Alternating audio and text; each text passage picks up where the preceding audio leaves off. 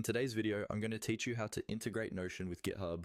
Connecting these two tools lets you bring important updates from your repositories directly into your workspace, so you can track work, document progress, or share changes with your team without constantly switching tabs. Let's start inside Notion. First, open any page or your main workspace. Look toward the top right corner of the screen for the Settings option. Depending on your version, this may appear as Settings and Members or a similar label.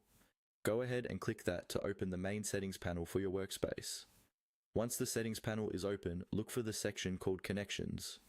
This is where Notion manages integrations with other apps and services. Click on Connections to see the available options and to manage any that are already connected. Inside the Connections area, you will find an option to browse more integrations. Click on Browse Connections in Gallery.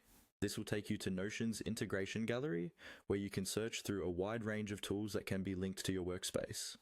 When the gallery opens, you'll see a search bar at the top. Click into that search bar and type GitHub.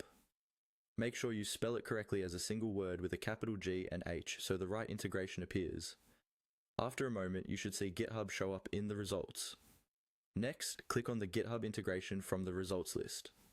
This will open a dedicated page with details about what the integration does, the kind of access it needs, and a short description of how it connects your repositories with Notion pages or databases.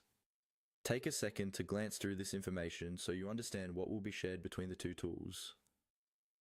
On this GitHub integration page, you'll see a button labeled Add to Notion. Click that button to start the actual connection process. This is where Notion and GitHub will begin communicating to link your accounts. From here, simply follow the on-screen prompts. You'll typically be asked to sign in to your GitHub account if you aren't already. Authorize Notion to access certain parts of your GitHub data, and sometimes choose which workspace or pages in Notion should use the integration. Read each prompt carefully and confirm the permissions you're comfortable with.